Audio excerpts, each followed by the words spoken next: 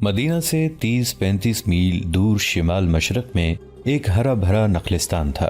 چھوٹی سی ایک جھیل کے کنارے کھجور کے پیڑوں کے جھنڈ اور صحرائی پودے لقودک تپتے ہوئے اس صحرا میں جنت کا سما پیدا کیے ہوئے تھے۔ یہ نخلستان اس زیر اقزار میں یوں لگتا تھا جیسے تہکتے ہوئے انگاروں میں ایک پھول کھل اٹھا ہو۔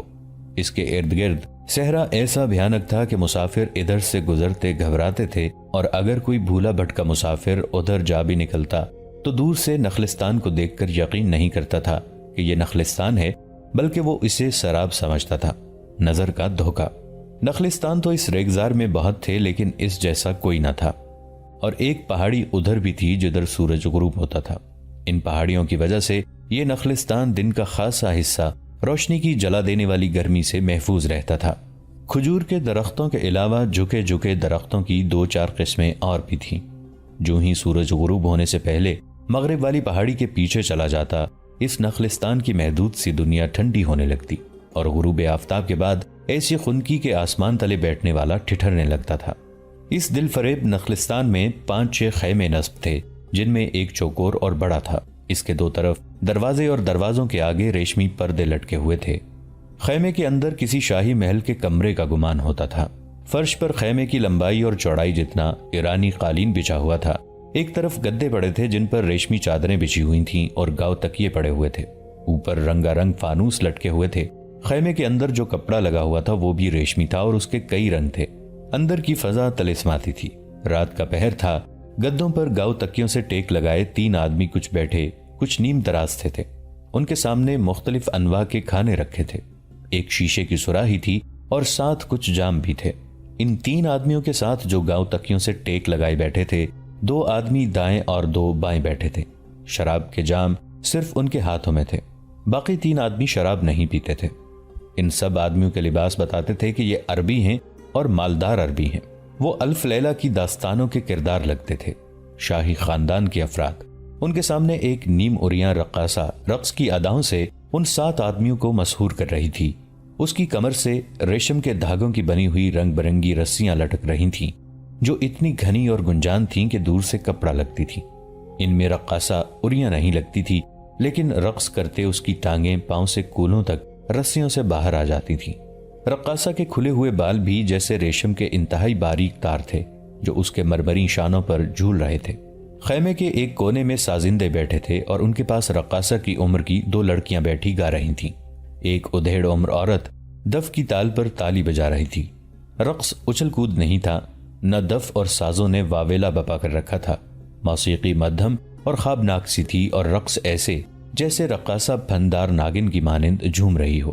اس کا تبسم سحر انگیز تھا، گیت رومانی تھا۔ اس کے الفاظ اور سرتال ایسی جیسے خیموں سے کچھ دور بیٹھے ہوئے اونٹوں اور بندھے ہوئے گھوڑوں پر بھی وجد طاری ہوا جا رہا ہو۔ رقص جاری رہا، شراب چلتی رہی۔ خیمے میں بیٹھے یہ 7 آدمی جھومتے اور خاموش اشاروں سے داد دیتے رہے، اور جب رقاصہ نے جھک کر ہاتھ ماتھے پر رکھا تو گاؤ تکیے کے ساتھ بیٹھے ایک آدمی نے ہاتھ سے اشارہ کیا کہ رقص کی محفل برخاست ہوئی ہے۔ رقاصہ یوں خیمے سے جھکی جھکی باہر نکلی کہ اس نے پیٹھ ان آدمیوں کی طرف نہ کی۔ گانے والیوں کا اور سازندوں کا انداز بھی یہی تھا۔ اب کام کی کچھ باتیں ہو جائیں، گاؤ تکیے کے ساتھ لگے درمیان والے آدمی نے گاؤ تکیے سے آگے ہو کر کہا، دن کو ہم کسی نتیجے پر نہیں پہنچ سکے تھے۔ ہم خوش تھے کہ محمد کے اس دنیا سے اٹھ جانے کے بعد مسلمان پھر قبیلوں میں بٹ کر بکھر جائیں گے، اور ہم انہیں ایک بار پھر ایک دوسرے کا دشمن بنا کر جاہلیت کے اسی دور میں پہنچا دیں گے جہاں سے انہیں ان کے رسول نے نکالا تھا۔ پھر ان کے خلاف ہر طرف بغاوت شروع ہو گئی تھی، جسے یہ لوگ ارتداد کہتے ہیں۔ ہم اس وقت اور زیادہ خوش ہوئے کہ اب اسلام ان باغیوں کے ہاتھ ہمیشہ کے لیے عرب کی ریت میں دفن ہو جائے گا۔ لیکن اس بوڑھے ابو بکر نے ایسا طوفان کھڑا کیا کہ مسیلمہ اور مالک بن نویرہ جیسے طاقتور باغی ان چند ایک مسلمانوں سے شکست کھا گئے۔ ابو سلمہ، دوسرے آدمی نے کہا، اسلام کے یہ باغی اگر بغاوت سے پہلے متحد ہو جاتے تو کبھی شکست نہ کھاتے۔ نہیں ابن داؤد، ابو سلمہ نے کہا، وہ متحد ہوتے تو بھی شکست کھا جاتے۔ یہ کہو کہ مسلمانوں کے پاس خالد بن ولید اور ابو عبیدہ نہ ہوتے تو یہ باغی شاید کامیاب ہو جاتے۔ خدا یہودا کی قسم، اگر ہمارا منصوبہ ان لوگوں نے قبول کر لیا اور ہماری باتیں مان لیں تو اسلام کا نام و نشان نہیں رہے گا۔ میں ایک بات کہوں ابو سلمہ، ایک اور آدمی بولا، تم کامیاب نہیں ہو سکتے۔ تم یہودی ہو اور تمہاری تاریخ میں صرف منصوبے ملتے ہیں، سازشوں کے منصوبے، قتل کرانے اور بھاگ نکلنے کے منصوبے۔ تمہیں میری بات سے رنج نہیں ہونا چاہیے، یہ نہ سمجھنا کہ میں نصرانی ہوں اس لیے یہودیوں کے خلاف بات کر رہا ہوں۔ تم کھل کر بات کرو اسحاق، ابو سلمہ نے کہا۔ ہم اس صورت میں ہی کامیاب ہو سکتے ہیں کہ ایک دوسرے کی خامیوں اور نقائص کی نشاندہی کریں۔ یہاں سوال میری ذات یا بنی اسرائیل کی توہین کا نہیں، ہمیں اسلام کا خاتمہ کرنا ہے، جس کے لیے بہترین وقت یہی ہے۔ تم چاروں نصرانی ہو اور ہم تینوں یہودی ہیں۔ میں اس وقت کو تصور میں لا رہا ہوں جب نصرانیوں اور یہودیوں میں اتحاد ہوگا۔ اب بات کرو۔ میرا مقصد کسی کی توہین نہیں، اسحاق نے کہا۔ میں کہنا چاہتا ہوں کہ بنی اسرائیل جنگ سے گریز کرتے اور میدان جنگ سے دور رہتے ہیں۔ اگر ہم نصرانیوں کی طرح تم لوگ بھی جنگجو ہو جاؤ اور یہودی اور نصرانی متحد ہو جائیں تو یہی ایک ذریعہ ہے اسلام کے خاتمے کا۔ بہت وقت چاہیے، ابو سلمہ نے کہا۔ کئی سال لگ جائیں گے دونوں قوموں کو قریب لاتے۔ ہمارے دانش مند بزرگ کہہ گئے ہیں کہ کسی قوم کو تباہ کرنا ہو تو اس کی قیادت کو بد کردار بنا دو، اور جو کردار سے دستبردار نہیں ہوتا اسے ایسے خفیہ طریقے سے قتل کرا دو کہ قاتل کا سراغ نہ ملے۔ کس کس کو قتل کرو گے؟ ایک اور نصرانی بولا۔ ابو بکر کو میں نے چند دن پہلے مدینہ میں دیکھا ہے، وہ اتنا بوڑھا ہو چکا ہے کہ دنیا سے جلدی اٹھ جائے گا، اسے قتل کرنے کی ضرورت نہیں، لیکن یہ سوچ لو کہ اس کے بعد ابن الخطاب آ گیا تو مسلمانوں کا محاذ اور مضبوط ہو جائے گا اور اسلام شام کی سرحدوں سے بھی آگے نکل جائے گا۔ میں نے جو جاسوسی کرائی ہے وہ یہ ہے کہ ان کا پہلا خلیفہ ابو بکر خالد بن ولید کو دمشق کی طرف روانہ کر رہا ہے۔ خالد بن ولید کی بات کرتے ہو؟ ابو سلمہ نے کہا۔ دعا کرو کہ ابو بکر کے بعد خلافت عمر ابن الخطاب کو مل جائے۔ ان کے آپس میں اتنے زیادہ اختلافات ہیں کہ خالد بن ولید ابن خطاب کے ہاتھوں گمنامی میں چلا جائے گا۔ میں نہیں مانتا، اسحاق نے کہا۔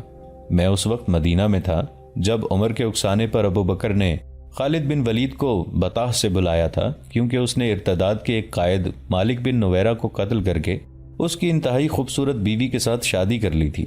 خالد بن ولید جب مدینہ پہنچا تو سیدھا مسجد میں گیا، عمر وہیں تھا۔ ابن الولید کو دیکھتے ہی عمر اس پر برس پڑا اور اس قدر لان تان کی جو بیٹا باپ کی بھی برداشت نہ کر سکے، لیکن خالد نے برداشت سے کام لیا کیونکہ عمر اس سے بڑا تھا اور ابن الولید اسلام کی تعلیمات کا پابند تھا۔ اس نے اپنی بے عزتی برداشت کر لی لیکن عمر کی عزت رکھ لی۔ اس قوم میں جو خرابی پیدا ہو گئی ہے اسے ختم کرنا محال نظر آتا ہے۔ کیا تم کوئی آسان کام کرنا چاہتے ہو؟ ابو سلمہ نے کہا۔ اسی محال کو ہم نے آسان کرنا ہے۔ باتیں بہت ہو چکی ہیں، بہت دنوں سے ہم باتیں ہی کیے جا رہے ہیں۔ یہ حقیقت اپنے سینے پر لکھ لو کہ اسلام کی بے خونی کوئی آسان کام نہیں۔ ہم یہ کام میدان جنگ میں نہیں کر سکتے، نہ فوجیں اسلام کے خلاف کوئی کامیابی حاصل کر سکتی ہیں۔ میں کہہ رہا تھا کہ کسی قوم کو تباہ کرنا ہو تو اس کی قیادت کو بد کردار اور بددیانت بنا دو۔ لیکن کیسے؟ اسحاق نے کہا۔ میرا نظریہ بھی یہی ہے کہ اب باتوں کی بجائے کوئی عمل کیا جائے۔ کردار میں بدی خوبصورت عورت سے پیدا ہوتی ہے یا شراب سے؟ ابن داؤد نے کہا۔ مسلمان شراب نہیں پیتے۔ کیا تم نے دیکھا نہیں تھا کہ ایک روز ان کے رسول نے اعلان کیا تھا کہ آج سے شراب حرام ہے، تو پانی کی طرح شراب پینے والے اہل اسلام نے اسی وقت شراب کے مٹکے اور شراب کی سراہیاں باہر گلیوں میں اڈیل دی تھیں۔ وہ پیالے توڑ دیے تھے جن میں وہ شراب پیتے تھے۔ ہم تو یہودی ہیں، شراب نہیں پیتے۔ ان نصرانی بھائیوں سے پوچھو جو شراب کے رسیاں ہیں، انہیں کہو کہ شراب کی یہ سراہی اور یہ سامنے رکھے ہوئے جام اٹھا کر باہر پھینک دیں تو ہنس کر ٹال دیں گے یا کہہ دیں گے کہ ایک دو دنوں بعد ہم شراب سے توبہ کر لیں گے۔ یہ توبہ نہیں کریں گے، لیکن مسلمان نے آنے واحد میں توبہ کر کے دکھا دی اور شراب کو ام الخبائث قرار دے دیا۔ ابو سلمہ اس طرح ہنسا جیسے اس کے سامنے بیٹھے ہوئے یہ آدمی کم عقل اور طفلان مکتب ہوں۔ مسلمانوں نے شراب چھوڑ دی ہے، ابو سلمہ نے کہا۔ عورت کا نشہ برقرار رکھا ہے۔ ایک آدمی خصوصاً سرداروں نے کئی بیویاں رکھی ہوئی ہیں اور وہ خوبصورت اور جوان لڑکیوں کی تلاش میں رہتے ہیں۔ یہ نہ بھولو کہ خوبصورت اور جوان لڑکی ایک ایسی طاقت ہے جس نے بڑے بڑے جابر اور جنگجو بادشاہوں کے تاج اپنے قدموں میں رکھوا لیے ہیں۔ ہم مرد کی اس کمزوری کو استعمال کریں گے اور یہ بھی دماغ میں بٹھا لو کہ جو لذت بدی میں ہوتی ہے وہ نیکی میں نہیں ہوتی۔ مسلمان اپنے رسول کے اس وعدے پر نیک اور پاک ہو گئے ہیں کہ اگلے جہان انہیں جنت میں داخل کیا جائے گا، جہاں حسن و جمال والی حوریں ملیں گی اور شہد سے میٹھی شراب ملے گی۔ ہم ان لوگوں کو دنیا میں جنت دکھا دیں گے۔ بات آپ کی ہی درست معلوم ہوتی ہے، ایک اور نصرانی نے کہا۔ لیکن مسلمانوں پر جنگ و جدل کا جنون طاری ہو چکا ہے۔ یوں پتہ چلتا ہے جیسے ان کا کسی اور طرف دھیان ہی نہیں۔ کرنا ہے تو یوں کریں کہ یہودیوں اور نصرانیوں کو تیار کریں کہ وہ ظاہری طور پر اسلام قبول کر کے ان کی فوج میں شامل ہو جائیں اور میدان جنگ میں انہیں دھوکہ دیں اور ان کی شکست کا باعث بنیں۔ لیکن مجھے یہ کام بھی کچھ آسان نظر نہیں آتا، کیونکہ ان مسلمانوں میں صرف جوش جہاد اور شوق شہادت ہی نہیں بلکہ ان پر جہاد کا جنون طاری ہے۔ میدان جنگ میں اگر ان کا آدھے سے زیادہ لشکر مارا جائے تو باقی لشکر بھاگتا نہیں بلکہ پہلے سے دگنی طاقت استعمال کر کے اپنے مرے ہوئے آدھے لشکر کی کمی پوری کر دیتا ہے۔ یہ کام بھی وقت طلب ہے۔ ابو سلمہ نے کہا، یہ بھی آگے چل کر کریں گے۔ یہ تو تم سب کو معلوم ہے کہ ہمارے کئی آدمی مسلمانوں میں نظریاتی تخریب کاری میں مصروف ہیں۔ مسلمان اپنے رسول کی احادیث کے شیدائی ہوتے چلے جا رہے ہیں۔ انہیں کہیں سے یہ پتہ چلتا ہے کہ ان کے رسول نے یہ بات بھی کہی تھی تو فوراً لکھ لیتے ہیں۔ بنی اسرائیل کے یہ آدمی جن کا میں ذکر کر رہا ہوں مسلمانوں میں من گھڑت احادیث مشہور کر رہے ہیں اور لوگوں نے انہیں صحیح احادیث میں شامل کرنا شروع کر دیا ہے۔ ہم نے بنی اسرائیل کے کچھ پڑھے لکھے آدمیوں کو اس کام پہ لگا دیا ہے کہ وہ قرآن کا مطالعہ کریں اور دور دراز کے مقامات پر جا کر مسجدوں کے امام بن جائیں اور مسلمانوں کے ذہنوں میں قرآن کی غلط تفسیریں ڈالیں۔ ہم یہ محاذ کبھی کا کھول چکے ہیں، اب ہم عورت کو استعمال کریں گے۔ تم جانتے ہو کہ ساتھ والے خیمے میں جو 3 لڑکیاں ہیں انہیں ہم تیار کر چکے ہیں۔ میں آج تمہیں یہی بتانا چاہتا تھا کہ یہ مہم فوراً شروع کرنی ہے۔ اس لڑکی کو ابن داؤد مسلمان کے روپ میں اپنے ساتھ لے جائے گا۔ ذرا ٹھہرو، میں اس لڑکی کو یہیں بلاتا ہوں۔ تم سب اس کے ساتھ باتیں کر کے مجھے بتانا کہ یہ لڑکی یہ کام کر سکے گی یا نہیں، اور ہم نے اسے جو تربیت دی ہے وہ اس نے ذہن نشین کر لی ہے یا نہیں۔ فوراً بعد ایک لمبوترے قد اور بڑے ہی دلکش جسم والی لڑکی خیمے میں داخل ہوئی۔ اس کے نقش و نگار میں مسحور کن جاذبیت تھی اور اس کے چلنے کے انداز میں بھی جادو کا سا اثر تھا۔ بنت یامین، ابو سلمہ نے اس لڑکی سے کہا، اس وقت سے تم مسلمان ہو اور تمہارا نام یہی ہوگا۔ تم ایک مسلمان کی بیوی بننے جا رہی ہو۔ بنت یامین نے فوراً وہ چادر جو اس نے کندھوں پر پھیلا رکھی تھی دونوں ہاتھوں سے اٹھا کر اس سے اپنا سر ڈھانپ لیا اور پھر یہ چادر اس طرح لپیٹ لی کہ اس کا سینہ اور اوپر ناک تک کا جسم ڈھانپا گیا، صرف آنکھیں نظر آتی تھی۔ پیشانی پر بھی اس نے چادر لے لی تھی، پھر اس نے سر جھکا لیا۔ خیمے میں بیٹھے ہوئے ہر آدمی نے اس کے ساتھ کوئی نہ کوئی بات کی۔ لڑکی نے ہر بات اور ہر سوال کا موزوں جواب دیا اور جواب دینے کا انداز ایسا تھا جیسے وہ شرم و حیا سے مری جا رہی ہو۔ پھر اس سے پوچھا گیا کہ مسلمان کی بیوی بن کر وہ کیا کرے گی۔ اس نے جو تربیت حاصل کی تھی اس کے مطابق تفصیلی جواب دیا۔ میرے ساتھ زیادہ باتیں نہ کریں، بنت یامین نے کہا۔ آپ کے تمام سوالوں کے جواب میرے عمل سے ملیں گے جن کے لیے میں بالکل تیار ہوں۔ ابو سلمہ نے اسے اشارہ کیا کہ وہ چلی جائے۔ اس نے فوراً سر سے چادر اتاری اور پہلے کی طرح کندھوں پر پھیلا دی اور اٹھ کر باہر چلی گئی۔ کیا خیال ہے؟ ابو سلمہ نے اپنے ساتھیوں سے پوچھا۔ باتوں کی حد تک لڑکی ہوشیار معلوم ہوتی ہے، اسحاق نے کہا۔ اس خیمے میں تو اس نے ہمیں مطمئن کر دیا ہے، دیکھنا یہ ہے کہ مسلمان کے خیمے میں جا کر یہ کیا کرے گی یا کیا کر سکے گی۔ اتنی حسین لڑکی کسی بھی مسلمان پر جادو کی طرح چھا سکتی ہے، ابو سلمہ نے کہا۔ ہمیں تمہاری ہر بات سے اتفاق ہے ابو سلمہ، ایک نصرانی نے کہا۔ ہمیں خوش فہمیوں میں مبتلا نہیں ہونا چاہیے۔ میں چاہتا ہوں کہ اپنے پچھلے ناکام تجربوں کو سامنے رکھیں۔ مسلمانوں کے خلاف ہماری ہر سازش ناکام ہوتی ہے۔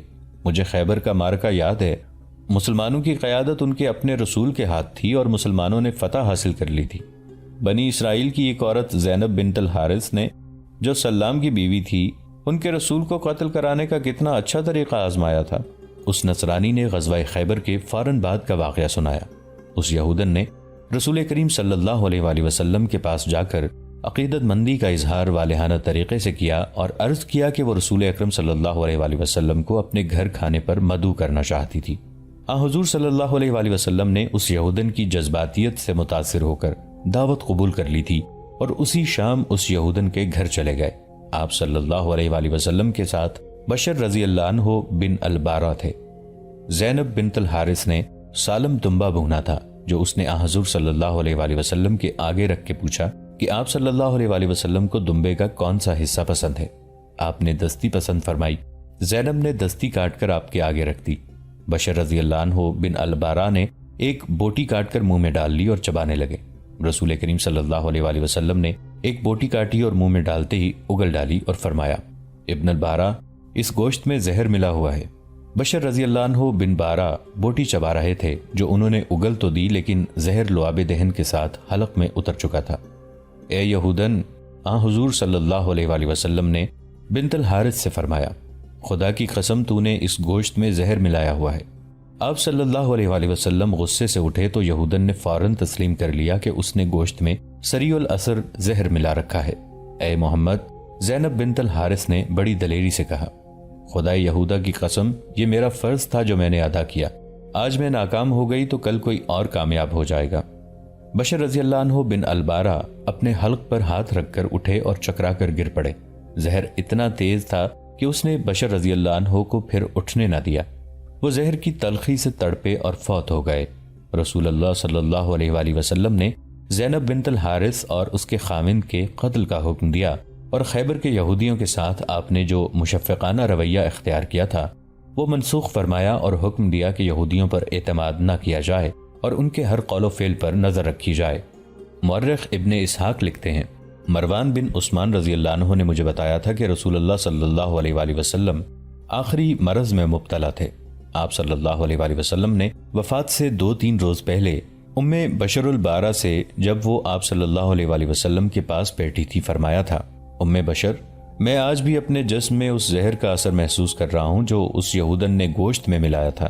میں نے گوشت چبایا نہیں، اگل دیا تھا، مگر زہر کا اثر آج تک موجود ہے۔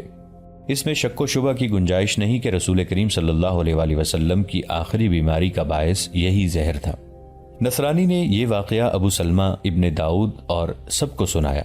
مجھے واقعہ یاد ہے، ابو سلمہ نے کہا، مجھے اپنے تمام تجربات یاد ہیں جن میں ہم ناکام رہے تھے۔ مدینہ پر قریش کا حملہ کوئی پرانی بات تو نہیں۔ مسلمانوں نے مدینہ کے ارد گرد خندق کھود ڈالی تھی۔ بنی اسرائیل مدینہ میں تھے۔ انہوں نے محمد کو اپنی وفاداری کا یقین دلا رکھا تھا اور مسلمان ان پر اعتبار کرتے تھے۔ ہم نے اس اعتماد سے فائدہ اٹھانے کی ٹھان لی۔ مسلمانوں نے اپنی عورتوں اور بچوں کو ایک قلعہ نما مکان میں اکٹھا کر لیا۔ ہمارا ایک آدمی محمد کے قتل کے لیے رات کے وقت جا رہا تھا۔ وہ اس مکان کے قریب رک گیا تو اسے حسان نے دیکھ لیا اور محمد کی پھوپھی صفیہ کو بتایا کہ ایک یہودی مشکوک انداز سے کھڑا ہے۔ وہ بنو قریظہ کا آدمی ہے، اس کے پاس برچی تھی۔ صفیہ ایک ڈنڈا لے کر باہر نکلی اور عقب سے اس آدمی کے قریب جا کر للکارا۔ ہمارے آدمی نے گھوم کے دیکھا اور صفیہ پر وار کرنے کے لیے برچی تانی، مگر صفیہ نے فوراً اس کے سر پر ڈنڈا مارا اور وہ تیورا کے گرا۔ صفیہ نے ڈنڈے کی ضربوں سے اس کی کھوپڑی کو چلا لی۔ ہم نے تو ان مسلمانوں پر جو مدینہ میں خندق کے اندر رات کو سوئے یا بیٹھے ہوئے تھے حملہ کرنے کی بھی سوچی تھی، لیکن اس آدمی کے قتل سے یہ راز کھل گیا کہ ہماری نیت ٹھیک نہیں۔ اس کا نتیجہ یہ ہوا کہ محمد کے حکم سے یہودیوں کو قتل کرا دیا گیا۔ وہ وقت ہمارے لیے زیادہ موزوں تھا۔ ابن داؤد نے کہا، اس وقت خالد نے بھی اسلام قبول نہیں کیا تھا۔ اکرمہ اور ابو سفیان بھی مسلمان نہیں ہوئے تھے۔ یہ تینوں بڑے دلیر اور اثر و رسوخ والے آدمی تھے اور خندق کے معرکے میں مدینے کے محاصرے میں شریک تھے۔ لیکن محمد کی پھوپھی صفیہ نے بنو قریظہ کے اس آدمی کو قتل کیا تو ہمارا منصوبہ بے نقاب ہو گیا۔ میرے رفیقو، یہ مت سوچو کہ پہلی ہی کوشش کامیاب ہوا کرتی ہے۔ ناکامیاں مل کر کامیابی کی صورت اختیار کیا کرتی ہیں۔ اب ہم نئے منصوبے پر عمل کریں گے۔ بنت یامین کو کل بھیج دیں گے۔ میں یہ تمہیں بھی بتا دوں کہ ہم نے ایک مسلمان کو منتخب کیا ہے۔ ہماری امید ہے کہ وہ بنت یامین کے ساتھ شادی کر لے گا۔ جس مسلمان کا یہ یہودی ذکر کر رہا تھا وہ حبیب ابن کعب تھا۔ وہ مدینہ میں تجارت کے سلسلے میں جاتا رہتا تھا اور اکابر مسلمانوں کے مقربین میں سے تھا۔ ان دنوں وہ کچھ عرصے کے لیے اپنے گاؤں آیا ہوا تھا۔ اس کی 2 بیویاں تھیں جن میں سے ایک کسی لا علاج مرض میں مبتلا تھی۔ اسی کے علاج معالجے کے لیے گاؤں آیا تھا۔ اس کا گاؤں مدینہ سے 20 میل کے لگ بھگ دور تھا۔ یہودیوں نے سازشوں کا جال پھیلا رکھا تھا۔ بنو قریظہ کا ایک یہودی اس گاؤں میں آیا۔ وہ تجارت کی غرض سے آیا تھا۔ تجارت ہی یہودیوں کا پیشہ تھا۔ اسے پتہ چلا کہ مدینے کا ایک اہم آدمی آج کل اپنے گاؤں آیا ہوا ہے، تو اس یہودی نے اس کے ساتھ دوستی پیدا کر لی اور سوچنے لگا کہ اس شخص کو مسلمانوں کے خلاف کس طرح استعمال کیا جائے۔ اس کی ملاقات ابو سلمہ سے ہوئی تو ابو سلمہ نے یہ منصوبہ بنایا جس پر اب عمل ہو رہا تھا۔ اس یہودی نے، جس نے حبیب ابن کعب کے ساتھ دوستی پیدا کی تھی، حبیب کو ایک اور شادی کا مشورہ دیا اور اسے یہ بھی کہا کہ وہ اسے ایک بہت خوبصورت مسلمان لڑکی لا دے گا۔ حبیب شادی کے لیے تیار ہو گیا تھا۔ عام طور پر کہا جاتا ہے کہ عرب جسمانی آسودگی اور تعیش کے لیے زیادہ بیویاں رکھتے تھے۔ یہ صحیح نہیں۔ عرب دراصل زیادہ سے زیادہ نرینہ اولاد پیدا کرنے کے لیے زیادہ بیویاں رکھتے تھے۔ اس وقت طاقتور اسی کو سمجھا جاتا تھا جس کے بھائی اور بیٹے زیادہ ہوتے تھے۔ حبیب بھی انہی عربوں میں سے تھا۔ اس کی 2 بیویاں تھیں جن میں سے ایک کسی لا علاج مرض سے قریب المرگ تھی۔ وہ دوسری شادی کا حاجت مند تھا۔ حبیب کا یہ یہودی دوست اپنا تجارتی مال بیچ کے چلا گیا۔ کچھ دنوں بعد ایک آدمی چادر میں لپٹی ہوئی ایک جوان لڑکی کو ساتھ لیے اس کے گھر آیا۔ اس نے اپنا نام ابن داؤد ہی بتایا۔ اس زمانے میں عرب کے نصرانیوں، یہودیوں اور مسلمانوں کے نام ایک جیسے ہی ہوا کرتے تھے۔ ابن داؤد نے کچھ یہودی تاجروں کا حوالہ دیا۔ میں بہت ہی غریب اور لوٹا پوٹا آدمی ہوں، ابن داؤد نے کہا۔ میں نے اسلام قبول کر لیا ہے۔ میرے قبیلے نے اسلام قبول کرنے پر مجھے مارا پیٹا اور لوٹ بھی لیا ہے اور قبیلے سے نکال بھی دیا ہے۔ بڑی مشکل سے اپنی اس بیٹی کو چھپا کر وہاں سے لایا ہوں۔ تمہارا دوست میرا بھی دوست ہے، میں تو اس کے ہاں پناہ لیے ہوئے تھا۔ اس نے مجھے بتایا کہ تمہیں ایک بیوی کی ضرورت ہے۔ میں اپنی بیٹی کو تمہارے پاس لایا ہوں۔ میں نو مسلم ہوں۔ مجھ پر ایک کرم تو یہ کرو کہ میری بیٹی کو اپنے عقد میں لے لو اور مجھے مدینہ میں کہیں نوکری دلوا دو، خواہ یہ کسی سردار کی غلامی ہی کیوں نہ ہو۔ اگر اپنے لشکر میں بھرتی کروا دو تو ساری عمر دعائیں دوں گا۔ حبیب نے شادی تو کرنی ہی تھی، لیکن اس نے جب ابن داؤد کی بپتا سنی تو وہ بغیر سوچے سمجھے شادی کے لیے تیار ہو گیا، اور جب اس نے لڑکی کو دیکھا تو اس نے اسی شام نکاح کا فیصلہ کر لیا۔ اگلے روز نکاح خاں کو بلا کر حبیب نے بنت یامین کو اپنے عقد میں لے لیا۔ ابن کعب ابن داؤد نے کہا، تم نے میرے سر سے اتنا بڑا بوجھ اتار پھینکا ہے جس کے نیچے میں اور میری بیٹی کی عصمت کچلی جا رہی تھی۔ میں کچھ دنوں کے لیے جا رہا ہوں۔ اگر تم میرے لیے کوئی ذریعہ معاش پیدا کر سکتے ہو تو مجھے بتاؤ کہ میں واپس یہیں آ کر تمہیں ملوں یا تمہارے پاس مدینہ آ جاؤں۔ اگر تمہارا کوئی اور ٹھکانہ نہیں تو تم میرے پاس رہ سکتے ہو۔ 10-12 دنوں بعد میں مدینہ واپس جا رہا ہوں، میرے ساتھ چلے چلنا۔ نہیں، ابن داؤد نے کہا، میں تم پر اپنا بوجھ نہیں ڈالوں گا۔ میں اب اپنا ٹھکانہ مدینہ میں ہی بناؤں گا جہاں مجھے مسلمانوں کا تحفظ حاصل ہوگا۔ پھر تم 10-12 دنوں بعد مدینہ میں میرے پاس آنا، حبیب بن کعب نے کہا۔ ابن داؤد بنت یامین کے سر پر باپوں کی طرح پیار کر کے چلا گیا۔ کچھ دنوں بعد ہی وہی نخلستان تھا، اس میں وہی خیمہ تھا، اندر سے اس کی سج دھج وہی تھی اور محفل بھی وہی تھی۔ وہی رقاصہ سازوں اور دف کی سرتال پر تھرک رہی تھی اور صحرا کی ایک اور رات گزرتی جا رہی تھی۔ ابو سلمہ کے اشارے پر ساز خاموش ہو گئے، رقاصہ کا تھرکتا جسم ساکت ہو گیا۔ ابو سلمہ نے سر کو ہلکی سی جنبش دی تو رقاصہ اور سازندے خیمے سے نکل گئے۔ ابن داؤد کو آنا چاہیے تھا، ابو سلمہ نے کہا۔ آتا ہی ہوگا، اسحاق نے کہا۔ وہ کوئی بچہ تو نہیں، آ جائے گا اور مجھے امید ہے کہ کچھ کر کے ہی آئے گا۔ ہو سکتا ہے صبح آ جائے۔ یہ یہودی اور نصرانی پھر اسلام کی بے خونی کی باتیں کرنے لگے۔ ابو سلمہ پہ غنودگی طاری ہونے لگی۔ محفل برخاست ہونے ہی لگی تھی کہ گھنٹیوں کی آواز سنائی دینے لگی جو قریب آتی جا رہی تھی۔ ابو سلمہ چونک اٹھا، باقی سب کے بھی کان کھڑے ہو گئے۔ وہ آ رہا ہے، بیک وقت 2-3 آدمیوں نے کہا۔ ایک نصرانی دوڑتا ہوا باہر نکلا۔ صحرا کی شفاف چاندنی میں کچھ دور ایک اونٹ چلا آ رہا تھا جس پر ایک آدمی سوار تھا۔ اونٹ کے گلے میں بندھی ہوئی گھنٹیاں جل ترنگ کی طرح بج رہی تھیں۔ چھوٹے خیموں میں سے 2-3 ملازم بھی باہر نکل آئے تھے۔ نصرانی جو باہر نکلا تھا وہ اونٹ کی طرف دوڑ پڑا۔ تم ابن داؤد ہی ہو سکتے ہو، نصرانی نے بلند آواز سے کہا۔ تو اور کون ہو سکتا ہے؟ شتر سوار نے جواب دیا۔ قریب آ کر شتر سوار جو ابن داؤد ہی تھا چلتے اونٹ پر سے کود کر اترا اور نصرانی سے بغل گیر ہو گیا۔ ایک ملازم نے آگے ہو کر اونٹ کی مہار پکڑ لی اور اسے ادھر لے گیا جہاں دوسرے اونٹ بندھے ہوئے تھے۔ میں جانتا تھا تم آج رات آ جاؤ گے۔ ابن داؤد کے خیمے میں داخل ہوتے ہی ابو سلمہ نے کہا، آؤ بیٹھو، کچھ کھا پی لو اور بتاؤ کہ کیا کر کے آئے ہو۔ کیا دنیا میں ایسا کوئی انسان ہے جو اتنے خوبصورت اور قیمتی نگینے کو بلا قیمت قبول نہ کرے؟ ابن داؤد نے مسکراتے ہوئے کہا، وہ شخص جس کا نام حبیب بن کعب ہے کچھ میری باتوں سے اور زیادہ تر بنت یامین کو دیکھ کر آپے سے باہر ہو گیا تھا۔ آدمی کیسا ہے؟ اسحاق نے پوچھا۔ ہمارے کام آ جائے گا، ابن داؤد نے جواب دیا۔ میں نے ایک غریب اور مظلوم نو مسلم بن کر اس کے ساتھ ایسی باتیں کی کہ وہ میرے ساتھ کھل کر باتیں کرنے لگا۔ میں نے جب اسے کہا کہ میں ذریعہ معاش کی تلاش میں ہوں تو اس نے یہ کہا کہ یہ تو کوئی مسئلہ ہی نہیں، مدینہ کے بڑے سے بڑے آدمی سے بھی میں بات منوا سکتا ہوں۔ مختصر بات یہ ہے ابو سلمہ، جیسا مجھے بتایا گیا تھا وہ واقعی اثر و رسوخ رکھنے والا آدمی ہے اور قبیلوں کے سرداروں تک اسے رسائی حاصل ہے۔ ہم نے بنت یامین کے ذریعے اس سے جو کام کروانا ہے وہ اس سے ہو جائے گا۔ ابو سلمہ نے کہا، میں 3-4 دن بعد مدینہ کو روانہ ہو جاؤں گا۔ ابن داؤد نے کہا، اس نے مجھے کہا ہے کہ میں اس کے پاس پہنچ جاؤں۔ کیا اب ہمیں سو نہیں جانا چاہیے؟ بہت تھک گیا ہوں۔ سو ہی جائیں تو اچھا ہے، ابو سلمہ نے کہا، اور اس طرح یہ محفل برخاست ہو گئی۔ اگلے روز سورج سر پر آ رہا تھا۔ کھجور اور دیگر درختوں کا ایک گھنا جھنڈ تھا جس میں چھاتے جیسا سایہ کر رکھا تھا۔ جدھر سے ہوا آ رہی تھی ادھر ایک قنات درختوں کے تنوں سے بندی تنی ہوئی تھی۔ اس نے صحرا کی گرم ہوا اور اس کے ساتھ اڑتی ریت کو روکا ہوا تھا۔ اس جھنڈ کے نیچے قالین بچھا ہوا تھا اور ابو سلمہ ابن داؤد، اسحاق اور ان کے ساتھی بیٹھے ہوئے تھے۔ نوکر ان کے آگے کھانا چن رہے تھے۔ ایک شتربان جو اونٹوں کو ذرا پرے لے گیا تھا دوڑتا آیا۔ آقا، شتربان نے ابو سلمہ کو اطلاع دی، دور ایک گھڑ سوار آتا نظر آ رہا ہے، کوئی مسافر نہیں لگتا، گھوڑے کی رفتار خاصی تیز ہے اور اس کا رخ ادھر ہی ہے۔ یہ سب اٹھے اور قنات کے اوپر سے اس طرف دیکھنے لگے۔ گھوڑا اور سوار صاف نظر نہیں آ رہے تھے۔ تپتی ہوئی ریت سے غیر مری سی بھاپ اٹھ رہی تھی اور اس میں گھوڑے اور سوار کے خدوخال یوں نظر آ رہے تھے جیسے جھیل کے ہلتے پانی میں کنارے کے عکس نظر آتے ہیں۔ یہ صرف صحرائی لوگ ہی پہچان سکتے تھے کہ آنے والا گھڑ سوار ہے یا شتر سوار، کوئی اپنا ہی ہوگا۔ ابو سلمہ نے کہا، اس طرف سے گزرتا ہی کون ہے؟ وہ دیکھتے رہے۔ انہیں کسی قسم کا خوف نہیں تھا، وہ ڈاکو نہیں تھے، نہ ان کے پاس ڈکیتی کا مال تھا۔